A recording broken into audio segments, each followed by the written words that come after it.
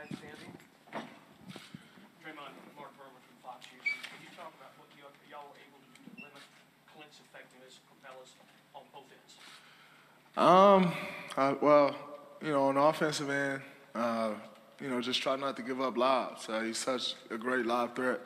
And, so just really try to take that away. And, on the defensive end, we just play the way we play. We attack the rim, we drive and kick, and, we just stuck to that.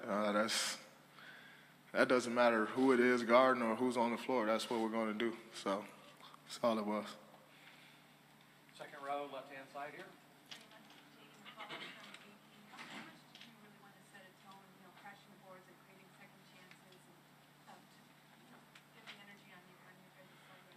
That was important. We played less than 48 hours ago to close out last series. So, one thing that can be lacking is energy. And obviously, as I always say, that's a department that falls on me. I can't expect everyone else to bring that if I'm not bringing that energy. So, I just wanted to start off the game that way and try to set a tone for this series. Draymond, Tim Cowicom, The Athletic. Steve has gone with Andre in the starting lineup before at other times, but usually later in the series.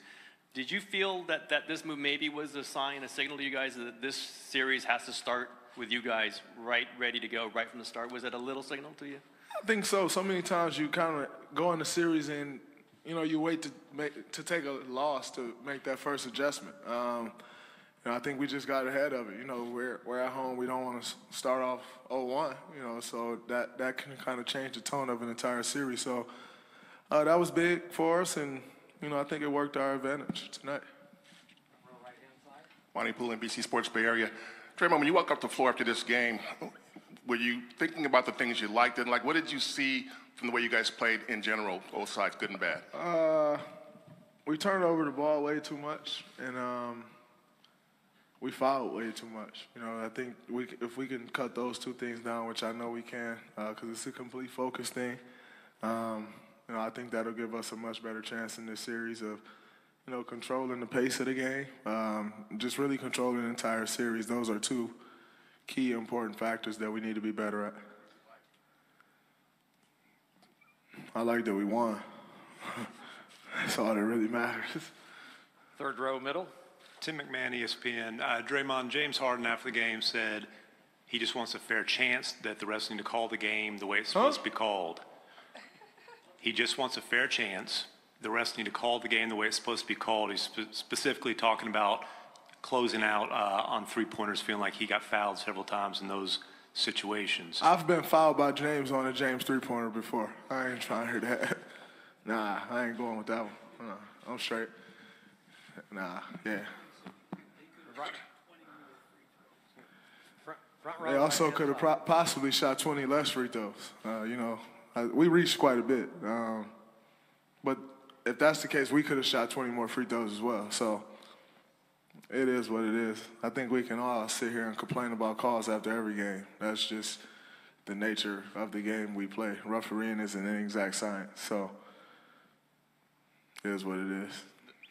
The landing spot is going to be a topic for the next 48 or so hours. Do you have to go into game two knowing that, being maybe a little bit more careful around the threes at all? No, I'm a contested shot. I contest shot. If you land 3 feet ahead of where you shoot the ball from, that ain't really my issue. So it is what it is. Dre, Jason Dumas, Crown 4.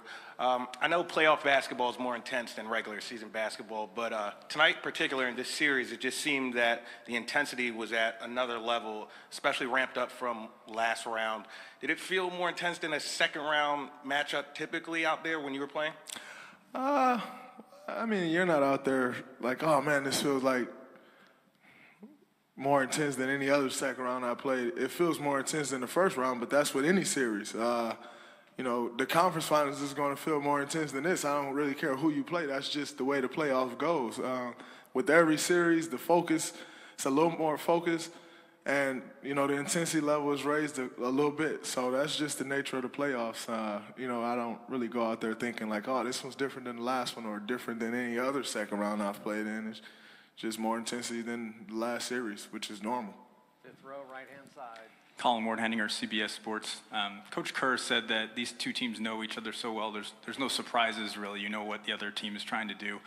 In terms of the turnovers on both sides, I know you mentioned focus, but was that part of it, that you guys kind of knew where the other team wanted to be on the court? I mean, when you play someone as much as we played them, you know what they're trying to get to, and they know what we're trying to get to. And you can know that and still not stop it, So the game usually comes down to more than what we know and what they know. It usually comes down to a few loose balls. Who's making those extra effort plays, who's getting the 50-50 balls, who's, cleaning up the glass the best. That's usually what it comes down to when a team knows the other opposing team as well as we know them and as well as they know us. Far back right-hand side. Draymond, Nick Friedel, ESPN. You guys have watched Kevin dominate at times all season. How would you just describe the role that he's on right now? I mean, he's just playing great right now. He's being extremely aggressive. And, when he's being aggressive as he's been, I don't think there's anyone in the NBA, maybe the world, that can stop him. So when he's being aggressive like that, that's always a positive for us. And, it's a challenge for the opposing team that usually doesn't go that well. I've been on the opposing end of that before, so I know how it goes.